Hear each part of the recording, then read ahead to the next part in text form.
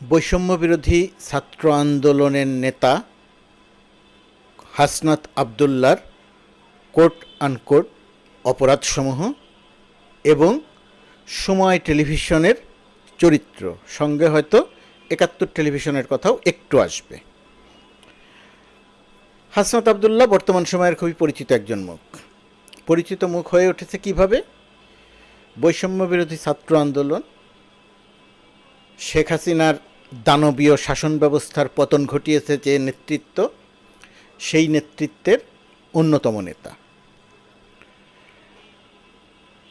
১ থেকে ১,৫০০ মানুষকে শেখ হাসিনা হত্যা করেছে। এই ১ থেকে ১,৫০০ মানুষের ওই হত্যাকারীর তালিকায় একজন হাসনাত আবদুল্লাহ খুব স্বাভাবিকভাবেই থাকতেই পারত। তাহলে আমরা হয়তো হাসনাত আবদুল্লাহ একটা সংখ্যা হয়ে যেত মাত্র, এর বেশি কিছু নয়। কিন্তু এখন হাসনাত আবদুল্লাহ বাংলাদেশের একটা গুরুত্বপূর্ণ চরিত্র।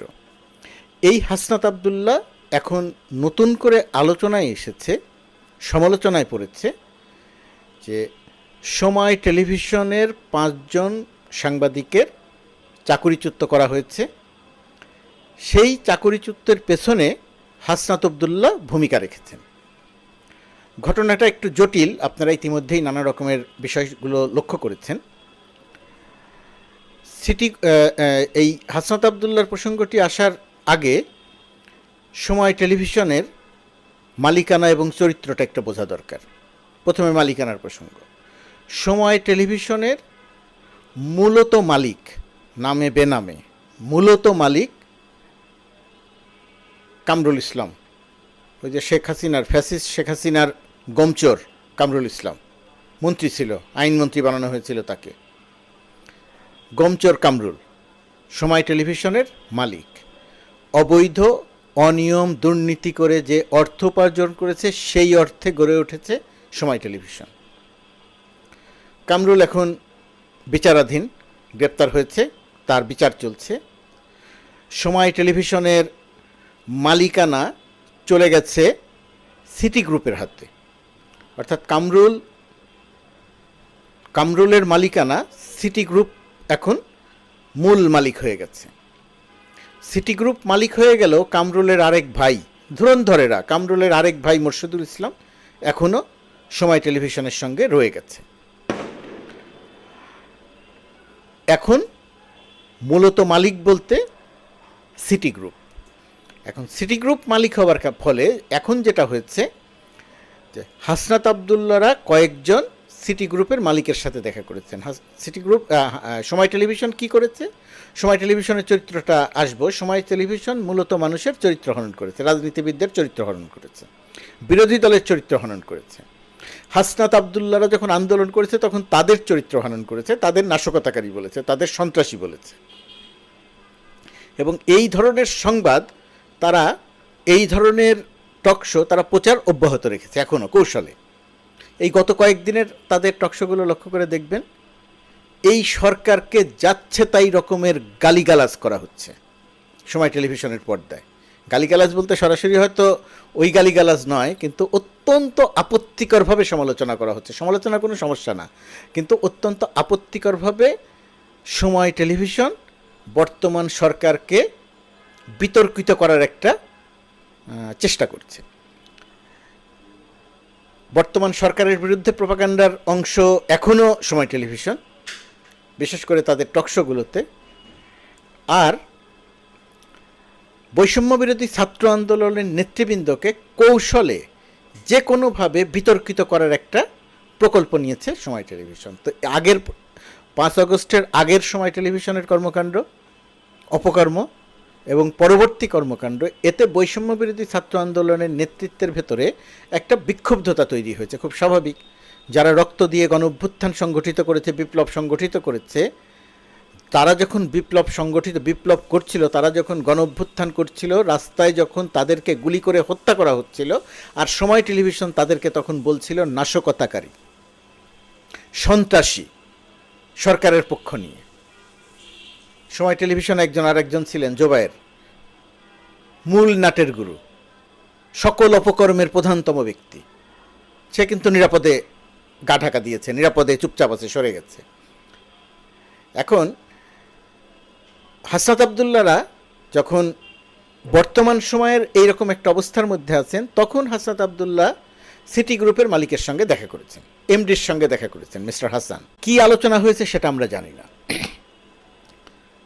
সিটি গ্রুপের মালিক পক্ষ থেকে বলা হয়েছে, মোর্শেদুল ইসলাম সময় টেলিভিশনের পক্ষ থেকে বলা হয়েছে, হাসনাত আবদুল্লাহ 10 জন সাংবাদিকের একটি তালিকা দিয়েছেন, সেই তালিকা অনুযায়ী তারা 5 জনকে চাকরিচ্যুত করেছে। এটা প্রথম সংবাদ আসে। তারপরে যখন সংবাদটার খোঁজখবর করতে দেখা যায়, তখন খোঁজখবর করতে গিয়ে দেখা যায় যে হাসনাত আবদুল্লাহ কোনো তালিকা দেননি। তারপরে সিটি গ্রুপ বলতে শুরু করলো যে হাসনাত আবদুল্লাহ মৌখিকভাবে বলেছেন। বিবিসি সহ আরও 2-1টি সংবাদ মাধ্যমের সঙ্গে সাক্ষাৎকারেও তিনি একথা বললেন। পরে এখন এসে এখন তারা গণমাধ্যমকে বলছেন যে না, হাসনাত আবদুল্লাহ প্রথম দিকে বলা হয়েছিল তারা শেয়ার চেয়েছেন, হুমকি দিয়েছেন, সাংবাদিকের চাকরিচ্যুত করতে বলেছেন। পরবর্তীতে তারা বলছেন না, সময় টেলিভিশনে শেয়ার চান নাই, হুমকি দেন নাই, এমনকি চাকরিচ্যুত করার কথাও বলেন নাই, কিন্তু গণমাধ্যমে সাক্ষাৎকার দিয়ে বলেছে যে চাকরিচ্যুত করার কথা বলেছে। মোর্শেদুল ইসলাম বলেছে হাসনাত আবদুল্লাহ হুমকি দিয়েছে, তালিকা দিয়েছে, সেই কারণে তাদেরকে সাংবাদিকদের চাকরিচ্যুত করা হয়েছে। যে কোনো সাংবাদিকের চাকরিচ্যুত করার সম্পূর্ণ রকম বিরুদ্ধে আমরা। অবশ্যই এই সাংবাদিকদের চাকরিচ্যুত করা যাবে না। গতকালকে হাসনাত আবদুল্লাহ পরিষ্কার করে বলেছেন যে এই চাকরিচ্যুত করার সঙ্গে তার কোনো সম্পর্ক নাই, এবং তিনি এও বলেছেন যে অবিলম্বে এই চাকরিচ্যুত করা 5 জন সাংবাদিককে পুনর্বহাল করা হোক। এখন প্রশ্ন হচ্ছে যে হাসনাত আবদুল্লাহর চাপে যদি এই 5 জন সাংবাদিকের চাকরিচ্যুত করা হয়ে থাকে, তর্কের জন্য ধরে নিলাম সত্যি, তাহলে তো এটাও ধরে নিতে হবে যে হাসনাত আবদুল্লাহ যখন বলছেন যে তাদেরকে চাকরিতে পুনর্বহাল করতে হবে, তাহলে গতকালকে বলার পরও আজকে পর্যন্ত সময় টেলিভিশন এই 5 জনকে চাকরিচ্যুত থেকে চাকরিতে পুনর্বহাল করছে না কেন? উল্টো সময় টেলিভিশন এখন একটা অবস্থান নিয়েছে যে না, কেউ তাদেরকে হুমকি দেয়নি, হাসনাত আবদুল্লাহ তাদেরকে তালিকা দেয়নি, হাসনাত আবদুল্লাহ শেয়ার চায়নি সময় টেলিভিশনের, তারা নিজেরাই চাকরিচ্যুত করেছে। তাহলে প্রশ্ন আসে, নিজেরাই চাকরিচ্যুত করে হাসনাত আবদুল্লাহর ঘাড়ে বন্দুক রাখা হলো কেন? বন্দুক রাখার একটা কারণ আছে। হাসনাত আবদুল্লাহর অন্তত একটি অপরাধ আমি দেখি, এটাকে ভুল বলা যায়, অপরাধ বলা যায় না, তারপর আমি একেবারে সর্বোচ্চ শব্দ ব্যবহার করে বললাম যে অপরাধটা কি? সে সিটি গ্রুপের মালিক পক্ষের সঙ্গে দেখা করেছে। তার তো কোনো অথরিটি নেই, সে কেন মালিক পক্ষের সাথে, বা তারা কেন মালিক পক্ষের সঙ্গে দেখা করবে? তারা তো ছাত্রনেতা, সেই হিসাবে তারা দেখা করতে পারে না। কিন্তু হাসনাত আবদুল্লাহ যেটা করেছে, এই যে দেখা করতে যাওয়া, সেটা যে তার ভুল হয়েছে সেটা আবার সে স্বীকার করেছে, এবং সে এও বলেছে এই এখন টেলিভিশন এবং সময় টেলিভিশনের কিছু সংখ্যক সাংবাদিক তাদেরকে প্ররোচিত করে মালিক পক্ষের কাছে নিয়ে গেছে। প্ররোচিত করে নিয়ে যাক, আর যেভাবেই নিয়ে যাক, দায়িত্ব হাসনাত আবদুল্লাহ দাঁড়িয়ে হয়, তাদেরকেই নিতে হবে, এবং সেই দায় তারা নিচ্ছেও যে আমরা ভুল করেছি, এবং এখন চাকরিতে পুনর্বহালের কথা বলা হচ্ছে। এখন প্রশ্নটা হচ্ছে, হাসনাত আবদুল্লাহর হুমকিতে হাসনাত আবদুল্লাহর দেয়া তালিকায়, যদিও সে তালিকা দেয়নি, সিটি গ্রুপের কাছে কোনো তালিকা নেই, সিটি গ্রুপ এখন বলছে আমরা কোনো তালিকা পাইনি, আমাদের কাছে শেয়ার চাইনি, তাহলে এখানে প্রশ্ন দুটি। 1 নম্বর প্রশ্ন যে হাসনাত আবদুল্লাহ যখন চাকরিতে পুনর্বহালের কথা বলছে, তখন এখনও কেন সাংবাদিকদের চাকরিতে পুনর্বহাল করা হচ্ছে না? দ্বিতীয়ত কথা, যদি হাসনাত আবদুল্লাহ তালিকা দিয়ে না থাকে, শেয়ার না চেয়ে থাকে সময় টেলিভিশনের, তাহলে সময় টেলিভিশনের মালিক পক্ষ সিটি গ্রুপ কেন গণমাধ্যমকে এই কথা বলল? এরও ব্যাখ্যা হতে পারে দুটি। একটি হচ্ছে তারা মিথ্যা বলেছিল, আরেকটা হতে পারে তারা ভয়ে বলেছিল, তারা ভয় পেয়েছিল, তারা তার অর্ডার, মানে একটা হচ্ছে তারা হাসনাত আবদুল্লাহ যে তালিকা দিয়েছে বা মৌখিকভাবে বলেছে সেই অনুযায়ী তারা কাজ করেছে। দ্বিতীয়ত কথা, এখন যে তারা না বলছে সেটা হয়তো তারা মিথ্যা বলছে, ভয়ে মিথ্যা বলছে। কিন্তু বাংলাদেশের বর্তমান বাস্তবতায় হাসনাত আবদুল্লাহদের ভয় পাওয়ার কোনো কারণ নাই। সিটি গ্রুপের প্রধান উপদেষ্টার প্রেস উইং থেকে পরিষ্কার করে বলা হয়েছে, কোনো গণমাধ্যমের উপরে কেউ চাপ দিতে পারবে না, হাসনাত আবদুল্লাহরাও পারবে না। সুতরাং সিটি গ্রুপ যদি মনে করে থাকে যে আগে তারা যে কথা বলেছিল এখন তারা সেই কথার উল্টোটা বলছে, ভয়ে বলছে, সেটা মোটেই গ্রহণযোগ্য নয়। তার মানে সিটি গ্রুপের পানিশমেন্ট হওয়া উচিত দুইভাবে। একটা পানিশমেন্ট হওয়া উচিত যে হাসনাত আবদুল্লাহদের নাম ব্যবহার করে সে সাংবাদিকের চাকরিচ্যুত করেছে, এই কারণে তার পানিশমেন্ট হওয়া উচিত তাদের। আরেকটা হচ্ছে হাসনাত আবদুল্লাহরা কোনো কিছু করে নাই কিন্তু তাদের কথা বলা হয়েছিল, এই মিথ্যা বলার জন্যে তাদের পানিশমেন্ট হওয়া উচিত। আমি জানি না সিটি গ্রুপের বিরুদ্ধে কী ব্যবস্থা নেওয়া হবে। এখন আসি কি বলে আপনার সময় টেলিভিশনের চরিত্র প্রসঙ্গে। শিক্ষার্থীরা যখন আন্দোলন করছিল, ছাত্র জনতা যখন আন্দোলন করছিল, তখন সময় টেলিভিশন শিক্ষার্থীদের আন্দোলনকে বলছিল নাশকতা, শিক্ষার্থীদের আন্দোলনকে বলছিল সহিংসতা, শিক্ষার্থীদের আন্দোলনকে বলেছিল বিএনপি জামাতের আন্দোলন। এহেন শব্দ তারা ব্যবহার করে নাই যেটা দিয়ে শিক্ষার্থীদের আন্দোলনকে সন্ত্রাসী কর্মকাণ্ড বলা যায়। তখনকার নেতৃত্বে ছিল কামরুল এবং জোবায়ের। কামরুল বিচারাধীন, জোবায়ের নীরবে সময় টেলিভিশন থেকে সরে গেছে, চুপচাপ আছে। সময়ের সঙ্গে সঙ্গে তারা আবার ফিরে আসবে। জোবায়েরদের বিরুদ্ধে ব্যবস্থা নেওয়া দরকার। ডেইলি স্টার এবং প্রথম আলো যে অনুসন্ধানী সাংবাদিকতা করত, ডেইলি স্টার এবং প্রথম আলোর প্রায় প্রতিটি অনুসন্ধানী সাংবাদিকতা নিয়ে সময় টেলিভিশন প্রোপাগান্ডা চালাতো। প্রোপাগান্ডা। ডেইলি স্টার কি মিথ্যা বলল?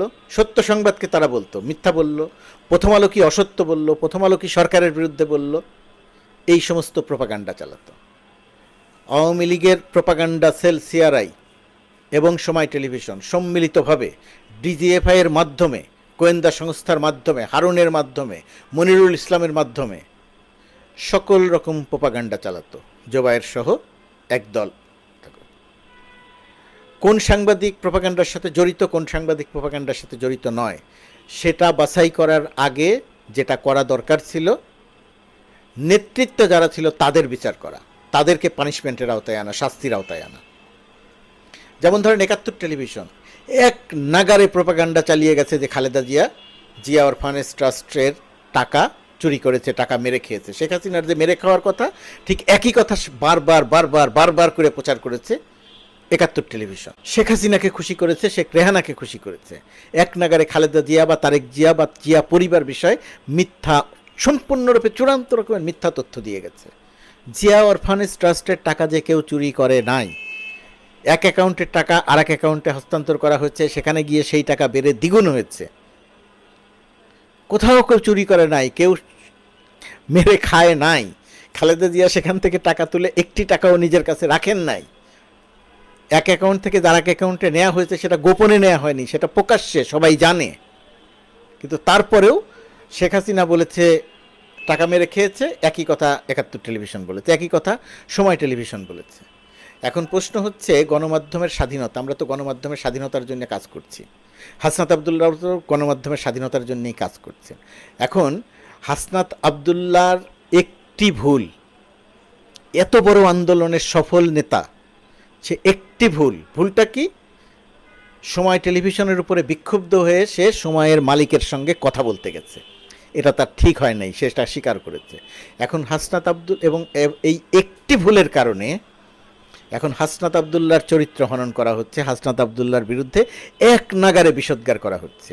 পরিষ্কার করে বলি, বৈষম্য বিরোধী ছাত্র আন্দোলনের এই আন্দোলনকে আমরা সম্পূর্ণরূপে সমর্থন করেছি। কী কারণে? একটা সততার সঙ্গে, নৈতিকতার সঙ্গে, সাহসিকতার সঙ্গে আন্দোলন করে এদেশের মানুষকে মুক্ত করেছে শেখ হাসিনার মতো দানবের হাত থেকে। এই কারণে যদি কখনো তাদের বিরুদ্ধে কোনো দুর্নীতির অভিযোগ আসে, তারা যদি অন্যায় অনৈতিক কর্মকাণ্ডের সঙ্গে সম্পৃক্ত হয়, তখন আমরাও কথা বলবো, জোর দিয়ে কথা বলবো, সেটা হাসনাত আবদুল্লাহ হোক, অন্য যে কোনো নেতা হোক। কিন্তু যতক্ষণ পর্যন্ত না এইটার প্রমাণ পাওয়া যাচ্ছে, ততক্ষণ পর্যন্ত এই ছাত্র নেতাদের চরিত্র হনন প্রকল্প থেকে আমাদের সবারই বের হয়ে আসা দরকার। একটি ভুল করেছে, ভুলের কথাই বলবো, কিন্তু সিটি গ্রুপ এবং সময় টেলিভিশন সম্মিলিতভাবে হাসনাত আবদুল্লাদেরকে যে বিতর্কিত করার উদ্যোগ নিয়েছে, সেই বিষয়টিও আমাদের বিবেচনার মধ্যে রাখা দরকার। প্রকৃত অর্থে বিচারটা হওয়া দরকার। ফ্যাসিজমের পক্ষে যারা অবস্থান নিয়ে প্রোপাগান্ডা চালিয়েছে, এই যে শেখ হাসিনা ১ থেকে ১,৫০০ মানুষকে হত্যা করে পালালো, এই ১ থেকে ১,৫০০ মানুষকে হত্যা করে পালাতে পারতো না যদি না গণমাধ্যম শেখ হাসিনাকে অন্ধভাবে সাপোর্ট দিত, যদি না সময় টেলিভিশন, ৭১ টেলিভিশনের মতো চ্যানেলগুলো তাদেরকে অন্ধভাবে সমর্থন দিত। খেয়াল করে দেখবেন, এদেশের সাংবাদিকতায়, আবারও বলছি, এদেশের সাংবাদিকতায় বৈষম্য বিরোধী ছাত্র আন্দোলনের নেতৃত্বকে বা ছাত্র আন্দোলনকে সবচেয়ে বেশি সহায়তা করেছে কারা? নাম বলতে হবে ডেইলি স্টার এবং প্রথম আলোর।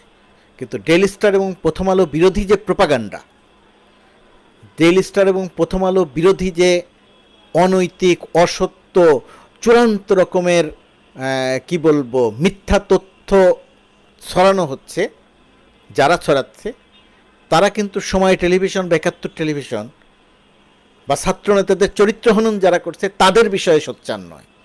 তার মানে এদের সঙ্গে সব রসুনের একটা মুখ বলা হয় না, তার মানে এই প্রোপাগান্ডাবাজদের মুখ একটা, সেটা সময় হোক, ৭১ হোক, আর ডেইলি স্টার প্রথম আলো বিষয়ক যে প্রোপাগান্ডা সেটা হোক, বা আমার বিরুদ্ধে যে প্রোপাগান্ডা বা আসিফ নজরুলের বিরুদ্ধে যে অসত্য প্রোপাগান্ডা, এই সব প্রোপাগান্ডার মুখ একটা, তাদের সঙ্গে কোনো না কোনোভাবে এদের সম্পৃক্ততা আছে। সুতরাং বৈষম্য বিরোধী ছাত্র আন্দোলন যে নেতৃত্ব দিয়েছে, যে সাহস দেখিয়েছে, এ জাতিকে যে মুক্ত করেছে শেখ হাসিনার মতো দানবের হাত থেকে, এই জন্য তাদেরকে স্যালুট জানাতে হবে। অপকর্ম করলে সমালোচনা হবে, কিন্তু তাদের কাজের জন্য স্যালুট জানাতে হবে। এখন পর্যন্ত তারা এমন কোনো অপকর্ম করেনি যে কারণে তাদেরকে এই পর্যায়ের সমালোচনা করতে হবে। সমালোচনা থেকে তারা মুক্ত নন, অবশ্যই চোখ থাকবে, দৃষ্টি থাকবে, কিন্তু বিশেষ উদ্দেশ্য নিয়ে তাদের সমালোচনা করে যদি তাদের চরিত্র হনন করা হয় তাহলে এ দেশের ক্ষতি করা হবে।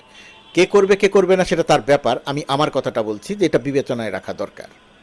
সময় টেলিভিশন বা ৭১ টেলিভিশন চরিত্র বদলেছে, কিন্তু তাদের ভেতরের বীজটা এখনও রয়ে গেছে। সুযোগ পেলেই আবার ওই যে সাপের মতো ফনা দিয়ে উঠবে। বৈষম্য বিরোধী ছাত্র আন্দোলনের নেতাদের বিষয়টি বুঝতে হবে, তাদের বন্ধু চিনতে হবে। ডেইলি স্টার তাদের শত্রু না, প্রথম আলো তাদের শত্রু না, তাদের এটা চিনতে হবে। আমার ধারণা তারা সেটা চিনবেন, এখন মূল্য দিয়ে হলেও সেটা চিনবেন, এবং তারা যে নীতি নৈতিকতাকে অটুট রেখে যে কাজ করে শেখ হাসিনা সরকারের পতন ঘটিয়েছে সেই পথেই থাকবেন। কেউ প্রশ্ন তুলবে, কেউ প্রশ্ন তুলতে পারে, এরকম কোনো কর্মকাণ্ডের সঙ্গে তারা সম্পৃক্ত হবেন না, সেটা ছোট হোক বা বড় হোক। হাসনাত আবদুল্লাদের যে অবদান জাতি চিরদিন তা স্মরণ রাখবে, তার চিরদিন তা স্মরণ করবে। এ দেশকে তারা মুক্ত করেছেন শেখ হাসিনার মতো দানবের হাত থেকে, শেখ পরিবারের মতো ডাকাত পরিবারের হাত থেকে। এটা আমরা কেউ যেন ভুলে না যাই। হাসনাত আবদুল্লাদের ছোট্ট একটি ভুলকে শেখ হাসিনার দানবীয় শাসনের সঙ্গে তুলনা করে আমরা যেন দেশের ক্ষতি না করি।